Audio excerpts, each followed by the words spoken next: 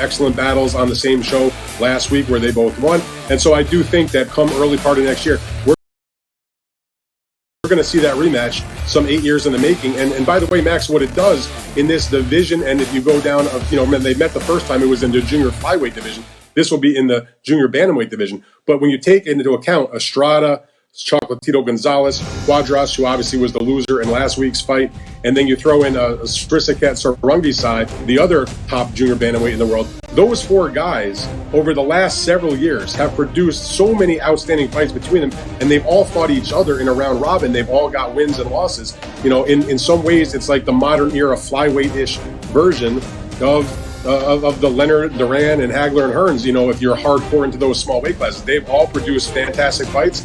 I think the last of those great battles we're headed for early next year with the rematch between Chocolatito and Estrada. I can't wait for that one. That is a fantastic matchup. That was the one we all really wanted to see all this time. The Chocolatito and Estrada rematch. By the way, Dan, I called at least half of those fights ringside with Jim Lampley, who's coming right up. Shakur Stevenson last fought back in June when boxing returned to the Vegas bubble. What can you tell us about what might be next for Shakur? Well, in talking to Bob Arum from Top Rank, his promoter, and also having a lengthy conversation with Shakur, look, he vacated his featherweight title and he went up to 130. He feels like he can do a lot of damage up there. He got the win back in the bubble in June.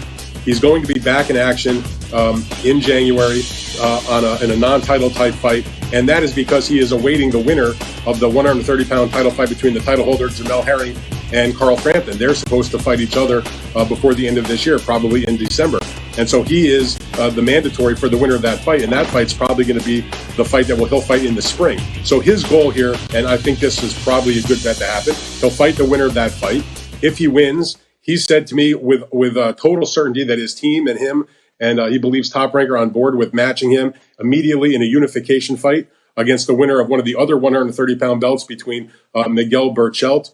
And, he's going to defend his title against Oscar Valdez in December, and that he'll be able to unify. And if he wins that fight, then he's going to be, I imagine most people would think of him in the pound-for-pound candidacy, at least, on that list. But what I was fascinated by in our conversation, which I wrote about on Boxing Scene, is he talked about further down the road. And again, not the next fight, not two fights, a few years down the road. He's friendly with Teofimo Lopez, who obviously is now the lightweight world champion after his victory against Vasily Lomachenko. But we discussed the prospect of years down the road, a big possible mega fight at welterweight, frankly, between Shakur Stevenson and Teofimo Lopez. They're both only 23 years old. They both have massive upward trajectory in their careers. They both are, very skilled and very talented. And that is if you look into the future, what could be conceived down the road as one of the biggest fights in boxing in my mind. Dan, when you look at Top Rank, the roster is not as deep as, say, the PBC. But when you look at the upper echelon, the best fighters in the world are really Top Rank dominates here on ESPN. If you start with Shakur at 26, by the way, Lomachenko is really a 130-pounder. So there's Shakur, Lomachenko, Teofimo at 135, who's heading to 140, and Crawford at 147. And if the guys across the street are reluctant to fight them, the best of the best, then depending on where everyone winds up in what weight division, lots of permutations of the fighters I just mentioned are possible down the road. So quickly, Dan, who'd you vote for the Hall of Fame? Well, I've detailed that in a column, but I'll tell you, it was not that hard the first four. You're talking about four of the five first-time eligibles: Vladimir Klitschko, Floyd Mayweather, Miguel Cotto, Andre Ward. And I also voted for your colleague and ringside analyst Timothy Bradley Jr., who I've been getting a lot of grief on social media about because I voted for Tim Bradley and I did not vote for the other first-time eligible James Toney. And as I stated in the column, but people don't actually like to read the words, James Toney should be a Hall of Famer. But the only protest I can make or anybody can make, because here's a guy who had not one failed drug test, which, you know what, in this sport, sometimes you can overlook to some degree. He had two in totally separate incidents, and I just will be damned if I give him my vote on the first ballot. And that said, I think that Tim Bradley is a very strong candidate. I voted for him. I compared their records. The reality is Tim Bradley and James Toney have almost identical records in world title fights.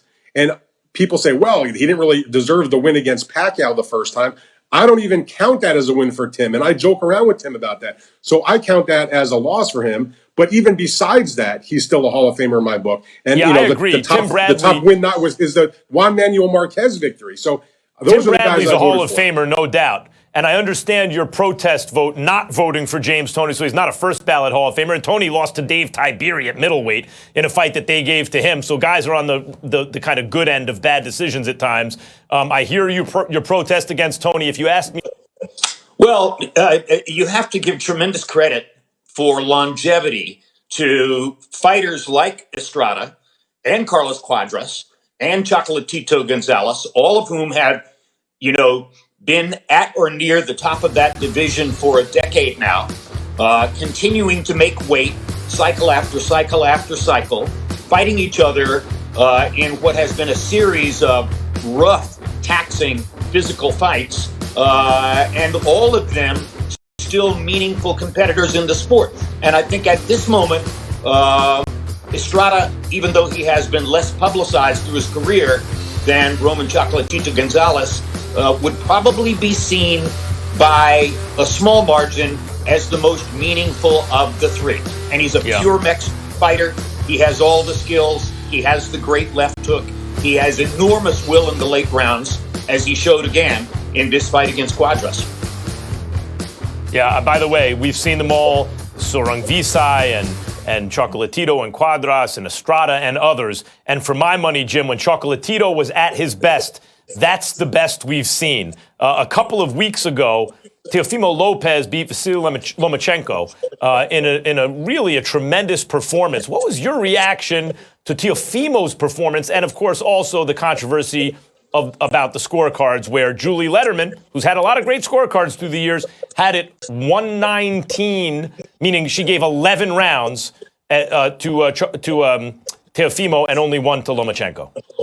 Well, first of all, every judge has a bad night. The one thing I always say to armchair critics of boxing scoring is sit down and put yourself in those circumstances. Make a decision within 2 or 3 seconds after the end of every round.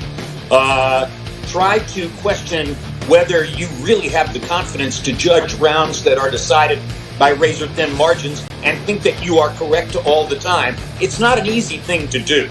So, I give Julie a pass. She's had a lot of really good nights. Agreed. That wasn't a particularly good night for her, but that happens. Every judge has them. Ask Wayne Ford, who will enter the Boxing Hall of Fame at some point, and had a terrible night in the first fight between Manny Pacquiao and Tim Bradley. But the bottom line is, I was not shocked by what happened in Lopez versus Lomachenko, and I think the big thing to observe is that we're a long way removed now from the point at which Lomachenko was fighting 100 or more amateur fights per year, sometimes 3 or 4 fights in a weekend, and was in a constant rhythm that kept him at an almost unbeatable, or, in that case, pretty clearly unbeatable level. And now he's a businessman making millions of dollars, fighting once or twice a year. And that's an entirely different thing.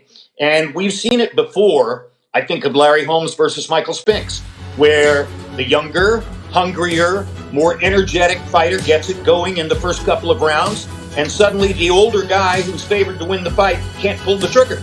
And it was very clear that until rounds 7 and 8, Lomachenko couldn't pull the trigger. That's an interesting analogy, Larry Holmes and Michael Spinks, their first fight. Of course, Spinks was doing that with herky-jerky motion and throwing Holmes off of his rhythm, whereas Lomachenko, his hands were staying home because he feared that power. You could see he at least respected the danger of the right hand. Teofimo was pumping the jab. He was going to the body, and his power was really keeping Lomachenko not only honest, but I think cautious early. But let's talk about heavyweights. You brought up Holmes and Spinks. Back in February, Tyson Fury stopped Deontay Wilder. Jim, we've seen so many times through the years. A guy gets rid of his current trainer, he goes to another trainer. Usually it's an excuse, or they couldn't work out the business end of things. And the fighter's ego can't take the fact that maybe he lost the fight. But Tyson Fury went to Sugar Hill, our late great colleague Emmanuel Stewart's nephew, And he said it was because he knew he couldn't get a decision in the United States, having beaten Wilder. He felt, and I agree, in their first fight and wound up with a draw. And he wanted no excuses. He wanted to knock Wilder out, so he was going to change the way he fought. And how often do we see a guy say that, but then actually do it? He changed the way he fought and knocked Wilder out. That's what surprised me most about that fight. What surprised you most? Well, exactly that. It was an extraordinary act of will on Fury's part because he had fought his entire career basically as a long-armed tactical defender, challenging opponents to try to get in on him and controlling them with his footwork and his remarkable defensive skills. So, to a certain degree, it was the last thing you expected, that he would come in, walk Wilder down, take away Wilder's power by beating him to the punch and being the dominant puncher and ultimately destroy him the way he did. You have to give tremendous credit to Sugar Hill and Andy Lee, both of them Emanuel Steward disciples, who managed to help Fury convert to the big man style of using his height, his strength, his power, and his aggression to dominate the opponent. It left you with the impression, because I thought Fury was the winner of the first fight also, it left you with the impression that, at least in the case of Wilder, Fury can win either way. He can win as the defender or he can win as the aggressor. And that leaves Wilder in a very challenged psychological position if he should ever get another chance against Tyson Fury. Makes you think that a third fight's not necessary. The other thing is Tyson Fury, Wilder complained about the 50-pound bodysuit he had making his legs weak. How about the 50 pounds Tyson Fury has on him? Like, the fact that Tyson Fury's so big and can fight in that variety of styles. Jim, I can't believe I'm saying this based on the Cunningham fight where he had to get up off the deck against really a guy who was once a cruiserweight, and he looked like he was starched in that fight. Based on even the first fight with Klitschko, which I thought was a stinker, and Klitschko was near the end, and I didn't think as motivated as he was against Anthony Joshua. But I am saying this now. I think Tyson Fury is an all-time great heavyweight champion. Now, maybe the resume is not deep enough, but from what I've seen so far, good luck beating a 6'9", 260-plus pounder who can box like a lightweight and mix it up when he needs to, and also get up off the deck against the Deontay Wilder right hand in the 12th and go on and finish the fight, and I think win the fight. You brought up Emanuel Steward. Can you share the story about what Emanuel Steward told you years ago about Tyson Fury? Yes. Well, let me preface this story by saying I think there have been a period of years during which Tyson Fury was being defeated by the personal demons in his life. He wasn't being beaten by opponents in the ring. He was being beaten by himself and his poor choices outside the ring. So he had to conquer that first, and you have to give him an enormous amount of credit for doing that. And that put him in the position to fulfill a prophecy that Emanuel made to me. There was a moment early in Fury's career, I didn't know that much about him, but from what I had seen, I thought he was kind of a lumbering oaf. And I heard that Emanuel was working with him. And obviously that ultimately leads to Sugar Hill and Andy Lee. But one night I asked Emanuel at a dinner that the two of us were having together, I said, "Why in the world are you interested in Tyson Fury?" And he said, "Jim, he will be the heavyweight champion of the world, and he might be an unbeatable heavyweight champion, and I don't have any doubt about it." And I said, "Why would you say that?" And he said, "Well, he's nearly 7 feet tall. His arms are even longer than that physical profile would suggest. He has remarkable balance and footwork. He has hand skills. He's basically ambidextrous. And his every first thought is to defend rather than to be the aggressor. That alone is enough to make him a nearly unbeatable heavyweight champion." Well, Emanuel turned out to be right about that. But what Emanuel did not foresee, that Sugar Hill and Andy Lee brought to life, was the other side. And I don't know about you, but I couldn't help but wonder while I was watching it whether you were thinking the same thing I was, that the script that Canelo Alvarez wrote in his second fight against Gennady Golovkin had become something of a blueprint for Fury.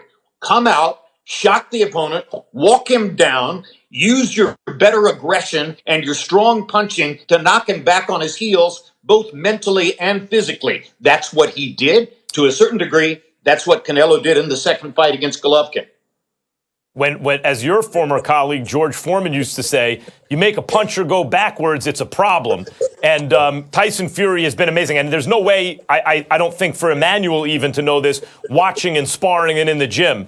But he has a first-rate championship heart, Tyson Fury. And you don't really get to know that until you see him in a moment like he was in against Deontay Wilder. But we've seen it. He's the whole package. Jim Lampley, I'm going to say it, the number one voice of boxing, blow by blow, in the history of the sport. You've overtaken Don Dumphy, certainly for this generation, Jim. Thank you as always, Jim, and thank you for joining me. Ring that bell. Alex wants to know, why does a boxer coming off a loss still make the top 10 pound-for-pound list? Talking about Lomachenko. Because one loss to another top fighter doesn't erase your entire body of work. You may not be the number 1 or 2 pound-for-pound fighter in the world, but top 10?